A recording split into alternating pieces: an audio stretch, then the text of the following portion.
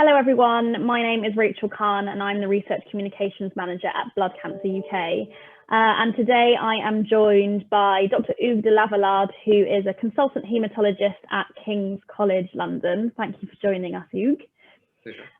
And we're just going to have a bit of a chat today about what the vaccines mean for people with chronic myeloid leukemia or CML. And Hugues, we've been speaking to a group called CML UK, and I asked them what questions they would like to ask you. And the first question is, do the COVID vaccines work for people with CML? Thank you very much for this question. This is obviously, I need to reply to in a balanced way.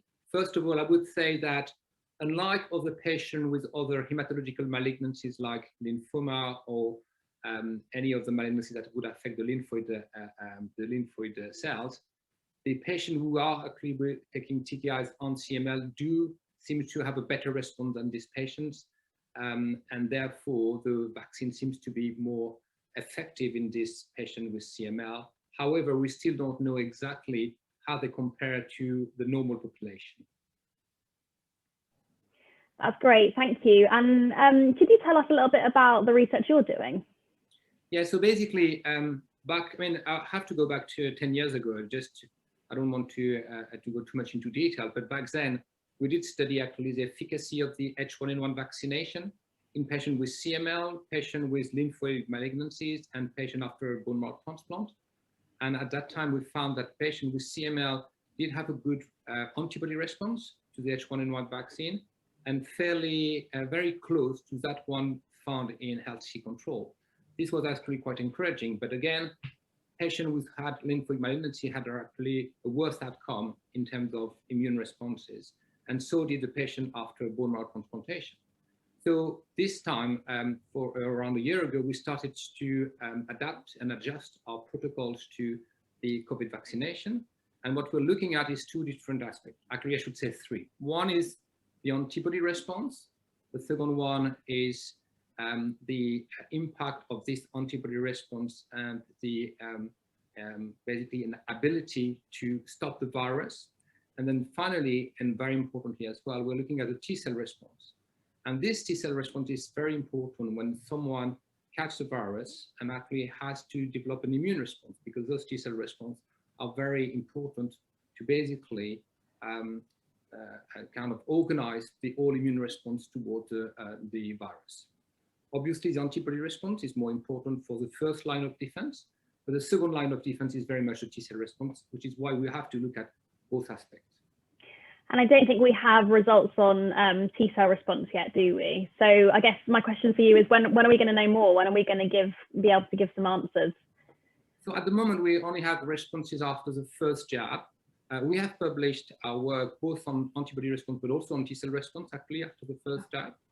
And there is another group from Oxford who actually has published some fairly similar results.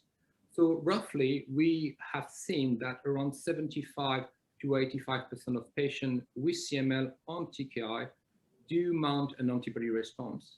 And what we have also found in a restricted number of patients, it's only 15 patients, but we found that actually 14 out of them, which is more than 90%, develop a very good T-cell response, which is very encouraging.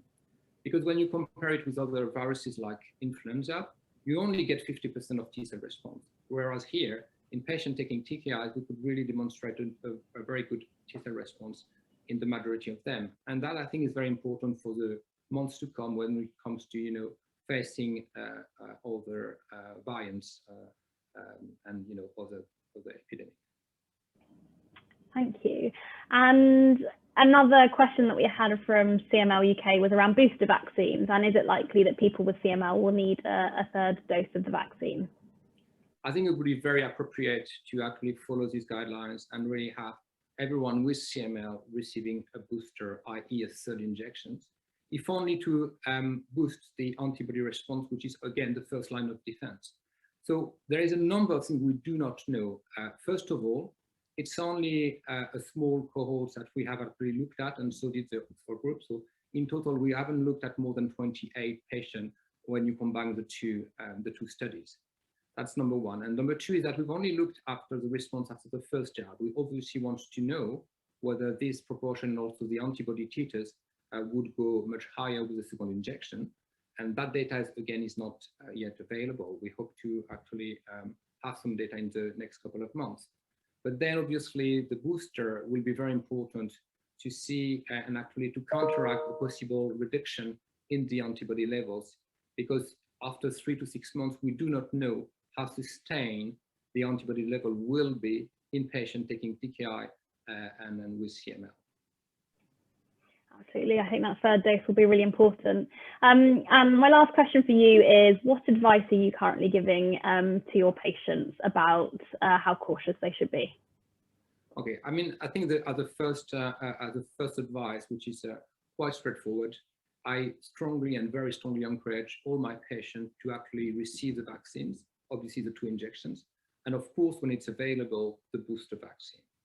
Now, because we're still lacking some, further and larger cohort, I always actually ask them to be cautious, as they should be, perhaps not as scared as they might be if they had other conditions, but nevertheless more cautious than actually someone else in the, who would not have to take any of this medication or who would not have this underlying CML. So it's kind of have to be a balanced way. It also have to, to fit with their way of life and everything. But I mean, the data is reassuring, but nevertheless, it's still early data. So it's somewhere in between, being cautious, but at the same time, not being, as worried as one would be with other condition or the hematological condition. So it's somewhere in between, and that's why it's quite an important communication. But also, I really strongly encourage everyone to follow the next sets of data. I suspect we'll have lots of and many more studies in the coming 2 to 3 months, and many of them will be actually addressing the question of the the efficacy of the second jab in terms of how of the proportion of patients who would actually be protected. We also will have some data to compare it with healthy control, because this is also a very important aspect to compare side by side healthy control and patient with CML on TKI.